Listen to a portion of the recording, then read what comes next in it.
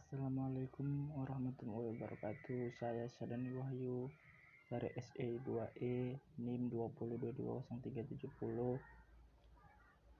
Saya ingin menjelaskan pengertian memori. Di sini saya akan menjelaskan pengertian memori beserta fungsi, karakteristik, jenis-jenis, dan cara kerjanya. Memori atau yang disebut sebagai memori fisik ataupun memori internal adalah media yang menyimpan data atau informasi sementara pada komputer. Memori merupakan komponen penting yang penting di dalam suatu komputer yang berada di dalam CPU atau Central Processing Unit. Memori ini akan menyimpan setiap program dan data yang diproses oleh prosesor. Berikut di bawah ini beberapa jenis memori fisik atau internal. Yang pertama itu ada RAM atau Random Access Memory. RAM digunakan untuk menyimpan data sementara yang dapat segera diakses oleh prosesor saat diperlukan. Karena bersifat sementara, maka ketika komputer dimatikan maka data akan juga terhapus. Penyimpanan data dilakukan secara acak dan pengaksesan data oleh prosesor juga dilakukan secara acak. RAM adalah media penyimpanan yang bersifat permanen dan tidak memungkinkan data di dalam dapat dimodifikasi.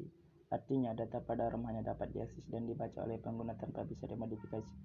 Vendor komputer yang akan menyediakan RAM pada komputer dapat berisi program ataupun data. Pada komputer, RAM umumnya disebut sebagai BIOS atau Basic Input atau Output System atau RAM BIOS. 3. SRAM, Static Random Access Memory.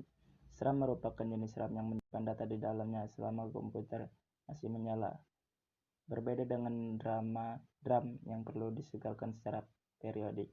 Kemampuan tersebut dikarenakan SRAM dirancang menggunakan transistor tanpa kapasitor. Pastinya SRAM lebih mahal dan lebih cepat dibandingkan DRAM. Yang keempat, DRAM Dynamic Random Access Memory. DRAM merupakan jenis RAM yang banyak digunakan di dalam komputer sebagai memori utama yang harus disegarkan oleh CPU secara berkala agar dapat di dalamnya tidak hilang.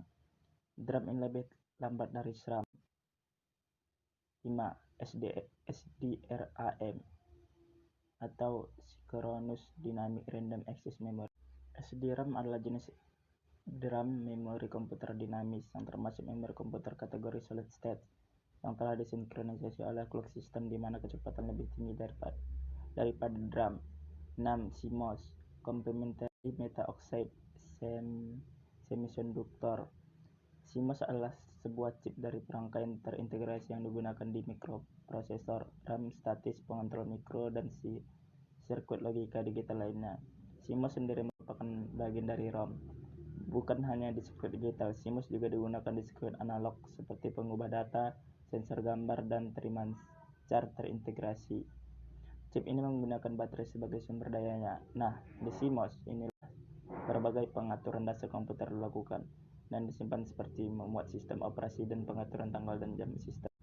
Yang ketujuh ada DIMM Dual Inline Memory Module. DIMM terdiri dari serangkaian sirkuit terpadu DRAM. Modul-modul tersebut dipasang pada papan sirkuit dan didesain untuk digunakan pada komputer personal, server, dan workstation. Terdiri dari dua kecepatan yaitu 00 MHz PC100 dan 133 MHz PC133. DIMM 168 PIN. Change Memory merupakan memori yang berukuran kecil, bersifat sementara, dan berkecepatan tinggi yang digunakan untuk menyimpan data ataupun instruksi yang sering diakses.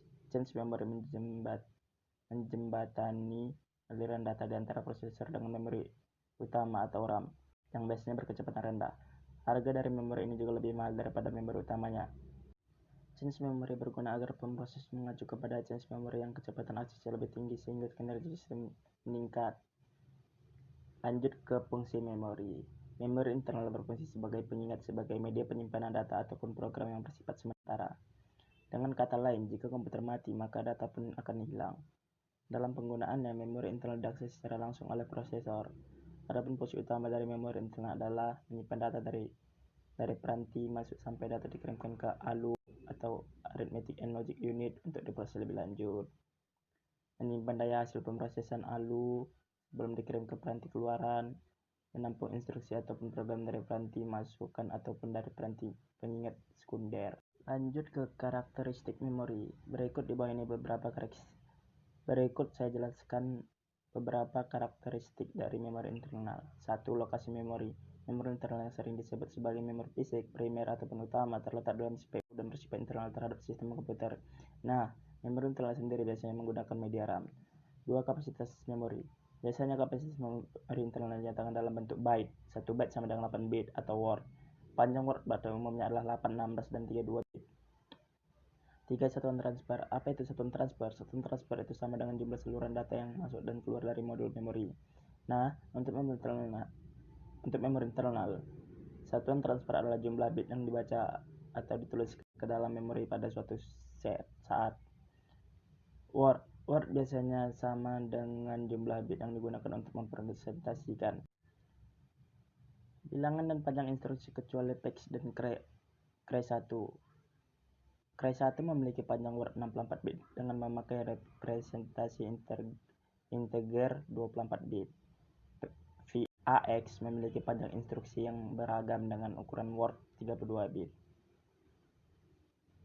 Addressable units. Pada beberapa sistem addressable unit sama dengan word. Adapun hubungan antara panjang suatu alamat A dengan jumlah address unit N adalah 2A sama dengan N. 4. Metode akses memori.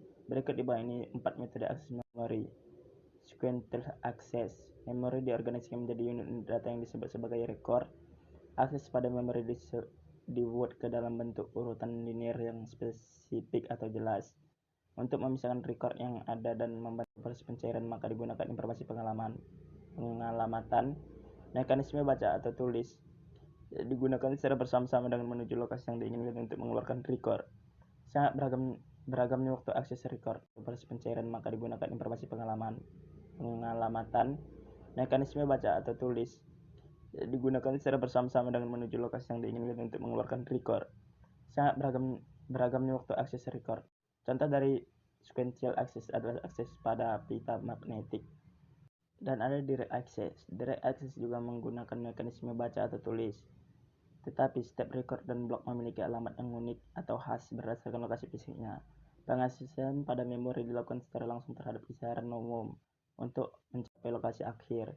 Beragamnya waktu aksesnya. Contoh dari direct access adalah akses pada disk.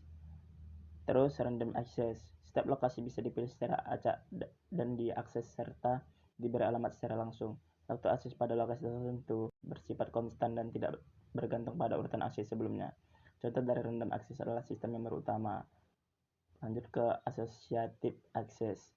Setiap port dapat ditemukan berdasarkan isinya dan bukan alamatnya. Setiap lokasi mempunyai mekanisme pengalamatannya sendiri. Waktu pencariannya tidak tergantung secara konstan terhadap pola akses sebelumnya ataupun lokasi. Contoh dari associative access adalah memory change. 5. Kinerja memori. Berikut di bawah ini 3 buah parameter untuk mengukur kinerja sistem memori. Waktu akses, waktu siklus, laju pemindahan. 6. Jenis fisik memori. Adapun jenis fisik memori internal atau RAM adalah memori semikonduktor. Jenis memori ini memakai teknologi LSI atau PLSI, Very Large Scale Integration. 7. Karakteristik fisik memori. Memori internal atau RAM termasuk memori volatil yang artinya bersifat sementara. Kenapa bersifat sementara? Karena data akan hilang jika komputer mati atau tidak dialiri listrik.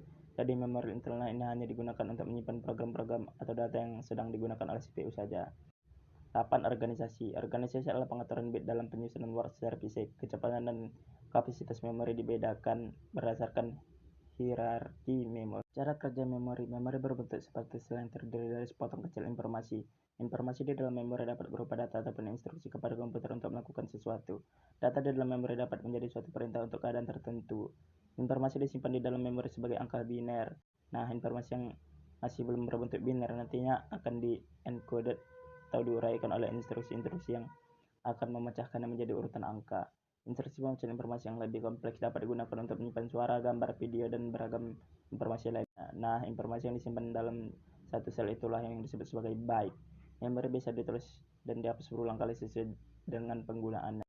Setiap alamat dari lokasi memori dituliskan di dalam bilangan hexadesimal basis 16. Kemudian CPU akan melacak lokasi tersebut lalu membaca dan menulis data. Adapun transistor dan kapasitor dalam chip memori diatur dalam bentuk baris dan juga kolom. Memori internal komputer Yang paling umum adalah RAM, Random Access Memory, yang mampu menyimpan data sementara secara optimal dikarenakan dapat mengambil dan menyimpan data dengan lebih cepat. Sekian penjelasan dari saya Sadan Wahyu. Assalamualaikum warahmatullahi wabarakatuh.